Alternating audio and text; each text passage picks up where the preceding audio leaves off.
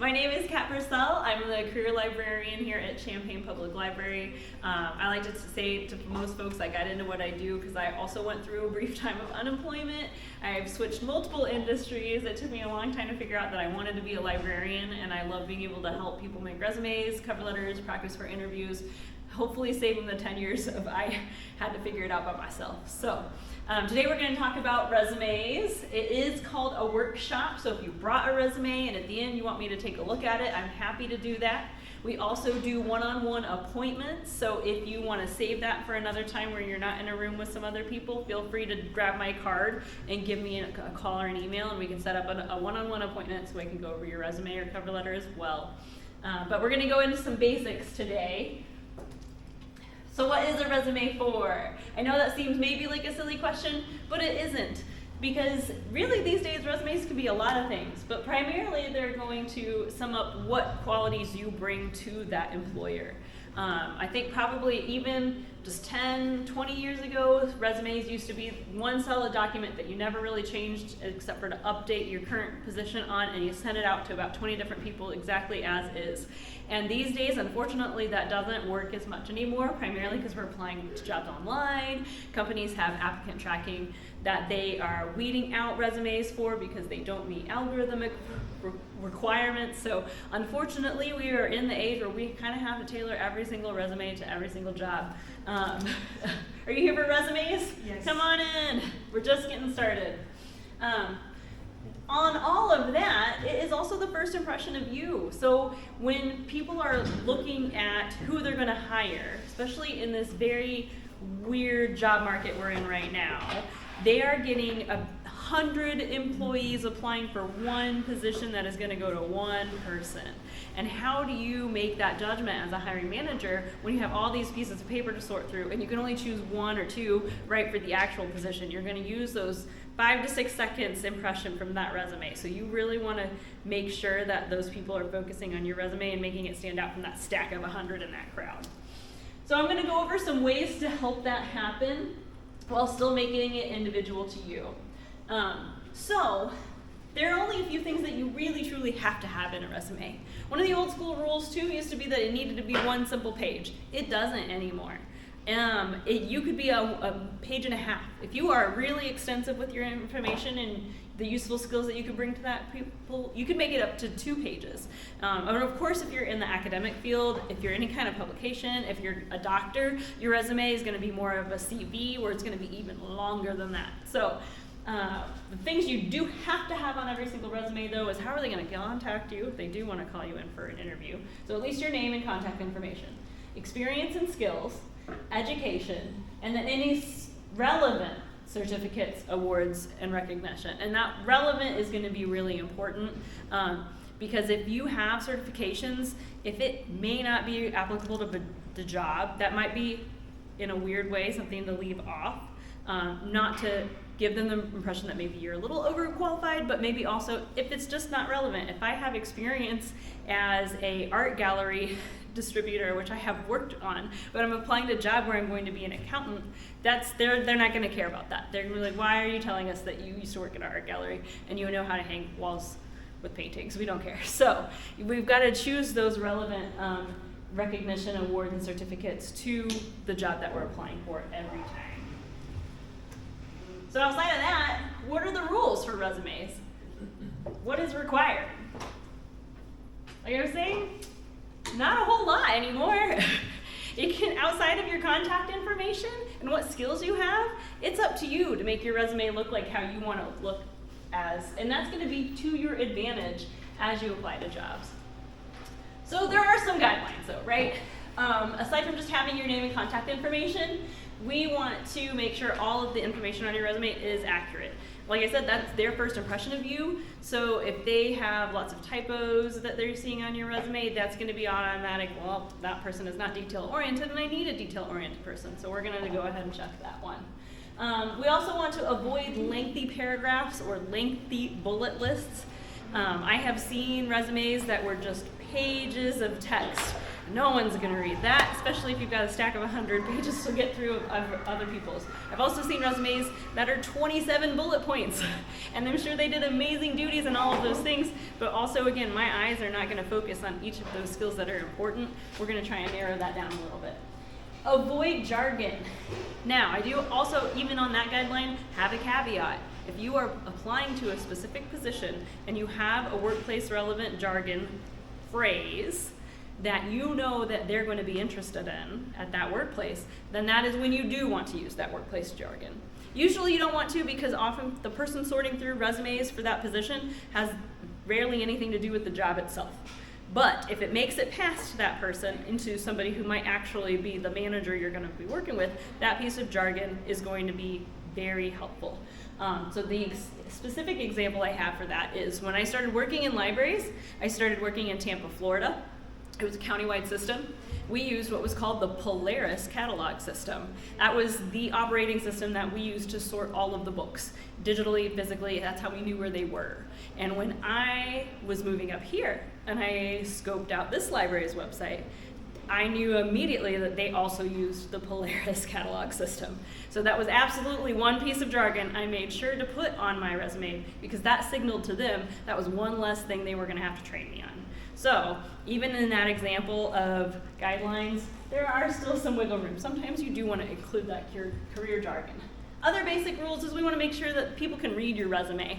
One of the mistakes I first got into while I was making resumes is I went to school to be an artist, and so I was only taught how to make a very creative resume that included photos and artwork I'd made. It was designed in Illustrator, and it was beautiful, but when I was uploading it to company websites, they weren't able to make sense of what it said because they were downloading it, trying to open it up in Word, and they were getting nothing. So make sure that even if you want to show off your creative skills, make it in an easy to read format across devices, particularly because you don't know whether that person is going to have a Mac computer or a Microsoft computer, and those two don't like to play nice. So if you can, keep a basic font, keep style, size, and color very simple, and try to keep font size between 11 and 14. I know it's tempting to make it 10 and cram a whole bunch of experience on there, but it's not going to help you out. It's also tempting, if you don't have a lot of experience, to bump it up to 16, and that's just going to make it all the more obvious you're still kind of just starting out and you don't have a whole lot of information yet. That's okay. We also want to keep some very basic fonts. Definitely don't use anything too fancy. So before we go on to the next stage, now that we've talked about kind of the guidelines, the rules, no rules part, do we have any questions specifically about what kind of things have to be in a resume, or does something not need to be in a resume anymore? Yeah? If you can shed some light on if there are significant, and I'm talking about in the scale of 10 years, professional gap for life situations that are personal. In my personal case, I think it's okay to say it's like substantial family health issues. Mm-hmm. So I don't want it to be the selling point, but I also don't want them hanging, wondering, oh, because dates are very obvious. Mm-hmm. So sort of, where does it fit in? And it will vary depending on the kinds of job, and in my case, the industry I was in a research lab, but I don't want to do that anymore, Mm-hmm. everything considered. So I just don't want to definitely cross any professional barriers and overdo it, but I also cannot not acknowledge it. Does it make sense? Yes, it does. I know exactly what you're talking about. And just in case not everybody heard, the question is, what do we do with a significant employment gap, right? So I've been there myself too. Mine is not quite so large, but it is in today's world appropriate on your resume to say, to acknowledge that. It's better to be obvious about it, and rather than give them the resume and think, oh, we're missing 10 years here, what happened? So you can choose your path with that though. So in my example, when I was moving from Florida to here, it was because I had a baby who was 6 months old and my dad had cancer. So I was definitely going to be both of those beings' primary provider for a little bit. Now I was also still working, but I was hoping for part-time work. However, there was at least 6 months where I wasn't employed on purpose, and so I just put that, planned leave of absence, family caretaker. And when I went into interviews, if I felt like expanding on that, because they do ask, I would. And if I didn't, I would just leave it at that. It was a family situation in which I needed to help out, but I'm ready to get back into work. And as long as you're including that spin-off, that's probably going to be enough for them. They technically, if it's a medical related, they shouldn't be asking too much further than that anyway. However, there were times when I felt it was important to go ahead, and I felt very comfortable. This interview's going good. I feel like we're communicating very well with each other. And here is exactly the example of that. When they asked me about that gap here, I said, well, I moved states. I do have a baby, and I have a dad who's ill right now, so it was my primary concern to care for them right now. And they still hired me. Here I am. It's 6 years later. So there's definitely places where if you feel comfortable giving that information, that's appropriate. For your resume, you can absolutely just leave it at dates, planned leave of absence, caretaker, or something like that, right? That could mean a lot of things. Even though we're in the 21st century, there's still so many women who decide to take off to spend time with their kids when they have new kids. And that doesn't mean that experience shouldn't be recognized on your resume. It's not as if you weren't working, right? You were still making appointments and getting people to their locations. You were still cleaning and cooking and taking care of people. Those are all valuable skills. Particularly, I've worked with a lot of moms who started in that situation and then went into secretarial work, and there you go. Those are the same exact skill sets right there. So it's absolutely appropriate to acknowledge it, and you can choose that way. If you want some other examples on how to do that, if you have a LinkedIn profile, LinkedIn now has a drop-down menu for the ability to put in a planned leave of absence, and it gives you a couple different phrases that you can choose depending on how you want to describe that. So that's a good resource to check out too. Thank you. That was a very lengthy answer to your question. I'm sorry. I hope that helped. I'm glad that you are elaborating. Okay. Yeah. The more the merrier. Great. Do you have any other questions about formative? Yeah. I do. I can give others chances. I don't really the only one. Yeah. You said something about overly qualified for a job. I recently applied and I may make an appointment with you since now we are. I do think that I'm overly qualified, but there's no way I can take off my terminal degree. Gotcha. So.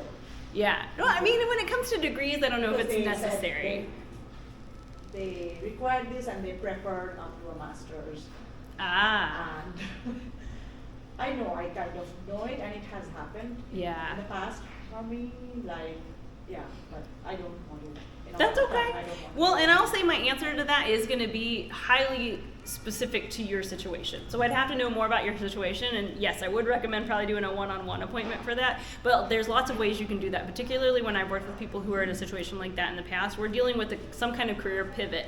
I was in this industry, I don't want to be in it anymore. So we can certainly sit down and talk about some ways to explain that without it sounding weird. Yeah, there are ways to get around it. We'll talk, okay? Yeah. Any other questions about what's required or what's not required on a resume anymore? I'm going to dive into the next section, which kind of expands on those things, and it's going to give us some information about some examples.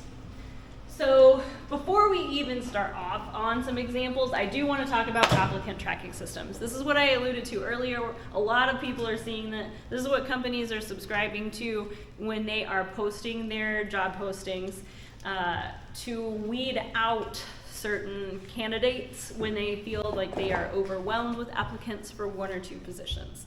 So what these algorithms do is they search for applications in your resume, in your answers to online questions, in your cover letter. They're looking for key phrases from the job description to see if you have those qualifications in your information that you gave them. And if you don't meet a certain amount of those, a person doesn't even see your application. It just goes straight into a computer trash can somewhere. And so there are ways to kind of manipulate that. One of my reasons for doing what I do is I highly believe in focusing on your transferable skills. Any position at any job is going to value an employee who has the ability to learn, who has time management, who has basic computer information awareness. And so regardless of the position that you're applying for, if you talk about those skills on your resume, you're probably right off the bat gonna pass through a few of those algorithmic weeders right there, right? The other thing to do with these is when you're applying to the position you are going for online, I highly recommend before you actually hit that apply now button to really take a good look at their job description. Not just the title, not just the requirements, but the job description. Those first 3 bullet points are going to be exactly what you're going to be doing in that position. Those are going to be determined by either what you're going to do most in that position or what skills they really want that person to have, even if that's not the bulk of your daily job. So whatever those phrases are in those first 3 or 4 bullet points of the job description are where you want to see on your resume where you have something like that already talking about. Maybe it's not those exact words, but something similar. So then you can look at the words that they're using. So for example, maybe this position needs to be highly efficient in Excel workbooks. So then you can make sure somewhere on your resume and cover letter, you say something very, very similar, right? And that's gonna help it get through those kind of algorithmic track things. So the other thing too is if you are submitting your application, you wanna try and make sure your documents are either in .doc form or .pdf form so that it can read those easily. If it is in another file format, it might not be being viewed. One of the other applicant tracking systems, which isn't even a system, but it's a new requirement somebody came to tell me about in a one-on-one that I had with them, I think 2 weeks ago, called Loom. So they are applying for online jobs, work from home jobs, and several companies are asking them to do a Loom video. And so her question is why? I can just record myself answering these questions on my phone, right? Why would they require me to download this thing that's free when I already have a phone camera? Well, when I did a little bit of research into this, because I thought, well, this is interesting. It's not even Zoom, right? It's Loom. It's a whole new thing. It is primarily designed and used by these companies who are going to have you doing something very specific at home on your computer. They want you to have the ability to download their applications and their software. They want to have a good headset. They want you to have good communication skills. And so just by asking you to do this one thing, download this free app to record yourself answering questions, that is going to automatically cut out people who say, I don't want to do that. I'm not even going to apply. So they already have less people to apply or to view. But secondly, a lot of those requirements to just get you to download that thing and record yourself doing it is also, is this person going to follow my directions, and will they be able to communicate with me with the software that I need them to do the job with? So there's multiple ways to come up with ways to weed candidates, and am I a big fan of it? Not a whole lot, but I get it. It is tough on both sides. When you're an employee job seeking and you're submitting 100 applications and you still haven't heard an interview, and it's hard on the HR side where they've got one position they just need to hire a good candidate for and they've got to sort through hundreds of people to get there. It's not great, but we got to find ways to get through it. So that's my speech on applicant tracking systems, because I know that's the bulk of applying and the bulk of resume writing that I help people with, designing to get around those things these days. So now that we've talked kind of about what you need to put in a resume and how to make it something that human eyeballs actually see, how do you make it? There are lots of free places you can go to make a resume, but I also don't know the number of times I've been upstairs at the reference desk and seen somebody filling out some information to put on a resume, and then they say, okay, go print, and it says, no, you owe us $20. And it is the most frustrating thing, and all I can do is just be like, no, we have all these free tools, let's use them. So the first one that is most readily available is, chances are if you're sitting here in this class right now, you have either a Gmail account or a Hotmail/MSN/Outlook account.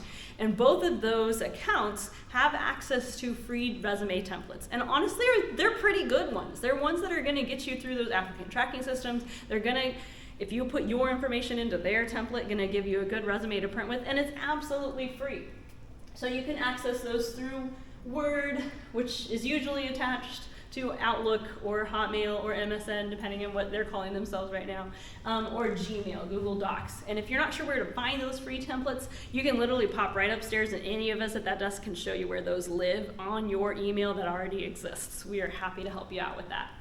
But we do also subscribe to three other services specifically here at the library that give you free templates as well. You don't even have to have a library card, but you may have to be on one of our computers to access these, but there's still some really good templates. At the top there, LinkedIn Learning. If you have a LinkedIn account and you have your work history in your LinkedIn, you can absolutely create a resume directly from your LinkedIn account. And I will say, probably don't print and submit exactly what you find as soon as you download that. We're going to edit it a little bit before we do that. But it's still a pretty decent free resume that you can go ahead and generate from something you might already have. Another one is Cypress Resume. I have 3 different examples of resumes up here at the front. If you want to take one, feel free. One of them is called Purcell Dewey, and that is a resume that I created using Cypress Resume, which is a free resume service we subscribe to at the library. It is a resume you don't have to create any kind of login or any information from. You can finish it and go ahead and download a PDF, a doc, and a RTF, which is a rich file format, so that you can edit it and take it home with you without creating an account. I also love this resume because it's what I was talking about earlier, where it is what I call a skills first resume. So it's not the chronological order that we're used to seeing with a lot of resumes, but now that we kind of have no rules with resume making, it's great because it's going to show off your transferable skills before they even look at what you've done in the past, which is a great way to get through, especially if you're doing a career pivot of some kind. And then we do also have Brainview's Job Now's resume. It is a really great one. They have a whole bunch of different templates on there. The other cool thing about Job Now is it has real people working behind it during regular work hours. So if you use one of their templates, or you don't, you can create one on any of these services, but maybe you just want a second pair of eyes on it, you can just upload it to them and a real person will get back to you via email, giving you your feedback, their feedback on your resume. That's what I do, but sometimes I get overwhelmed and I'm happy to say, hey, use Job Now. I've used them to look over their resume. They give you really good practical advice. So, types of resumes. I alluded in that one to a skills first resume. There's multiple types. Did you have a question? Yeah, about the slides. Will these be available?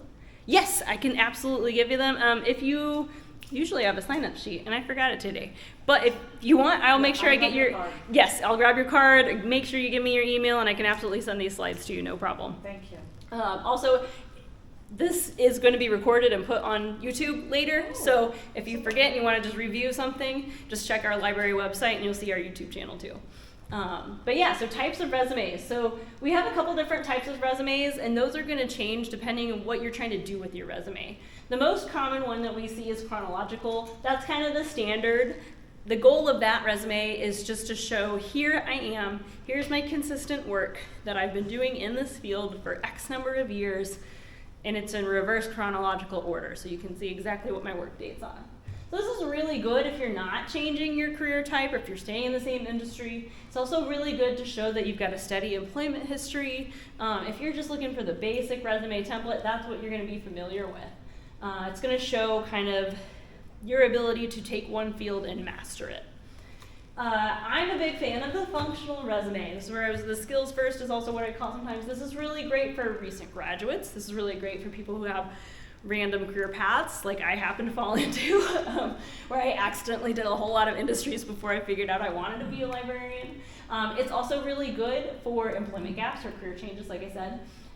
It's great for showing off your transferable skills. So if you have a lot of those, great time management skills, easily flexible, happy to learn new things, kind of skill set mind, then this functional resume is going to be great for you.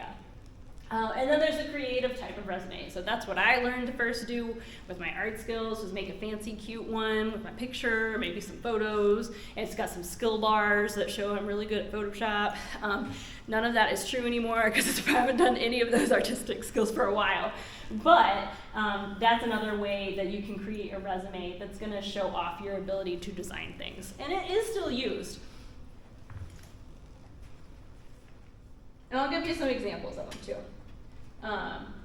So, the other thing to talk about too, there's a big debate in resumes right now about what are you going to put at the top of your resume, right underneath your name. Are you going to put an objective, or are you going to put a summary? Everybody kind of has their own opinion. Some people feel stronger about it than others. I am a preferred person in the summary camp. However, objective has its methods too. If you are showing off that you have a great experience in one particular field and you plan to keep working in that field, an objective is a great idea. If you are changing fields and maybe you're changing jobs and you just want to have a brief summary, then a summary is a good example too. The reason between using them, it's kind of more like, what do I want for you? So if you're looking for that promotion, if you're looking to like one day be the director of this place and they are opening and hiring for a director, that's probably a good chance to use an objective where you can show I have X number of years experience doing exactly this already, and I'm gonna use your ability to bring that to you and me both. But the summary is really good for showing what can I offer you. So this is showing them what skills you already have that they don't have to train you on. It also highlights what you can do to help the company as opposed to just, here's all the awesome skills I have. I also am a big fan of the summary because, like I said, most people are only looking at your resume for about 4 to 6 seconds before they decide to throw it in a trash can. And if they don't read the whole thing, that summary at the top is going to explain exactly what you do in 1 to 2 sentences, so then they can decide whether they want to read the whole thing or not. Because we really want them to, right? So for example, mine might say something like, actually I'll skip to the next slide because I think I put it in here. Here's the types. But so a summary might say something like, I'm a librarian with 10 years experience. I am proficient at career assistance with resumes, job training, and soft skill building. I love to make connections between people and individuals to get them a job. Whereas an objective would be like, I have tons of years of experience. My goal is to be a career librarian. Those are really off the cuff examples. I wouldn't word them exactly like that on my resume, but that gives you an idea. So here's an example of a chronological resume. Now this is a chronological one that has a summary at the top. That's fine. Like I said, there are no rules. So you'll also notice that I'm a big fan too of using experience, not just work experience, because even if you did not get paid for that work and you know how to bring those skills to that next job, you still want to talk about it on your resume. So experience, and we can see their paragraph versions, but you see that each of those lines is not too long. It's not a huge headache to read exactly what they did at each of those things. It's short, it's to this point, and we also see their education down here at the bottom. The next one is a functional one. This is the example I was talking about that's over here. This is showing the skills first. So here we're showing that Purcell has all of this experience. In a library, they have the ability to perform clerical duties. They are quickly entering patron information. They also have all these tools and systems that they're proficient at. And then here's their work history here at the bottom, because they really want to focus on what skills they already have that they can bring to you. And then we have a creative resume. So this is going to be where you're seeing those design skills highlighted. We can see exactly what she looks like here. We also still have the contact and education, so if they didn't want to read the whole thing, they could read this side. If they wanted to read the whole thing and find out exactly where she's been a graphic designer, they can do that too. And all of these that I used here are templates that you can find in Google Docs, Microsoft Word, or Cypress Resume. So now that I've shown you some examples of what resumes could look like, again, I want to break for a chance for questions and also get a drink of water. Do we have any thoughts about maybe what type of resume is going to be ideal for what industry you're in? I have a question. Mm-hmm. How many skills would you recommend to put on the functional resume? That's a good question. I think it depends on the format that you're using. If we're using one like the example I gave, I wouldn't go more than 10. And again, I would rank those bullet points based on what skills you think are most relevant to the position you're applying for. So that might change every time, right? That's where we're getting into that editing that resume for every job we apply to, but it doesn't have to involve a whole lot of editing. You can just move one down, move one up, right? Every time you're using that. So little editing, but you can personalize it. Now, The functional resume is a little different too because we're starting with the skills, but like you also usually have like a certifications or a tools section or something like that.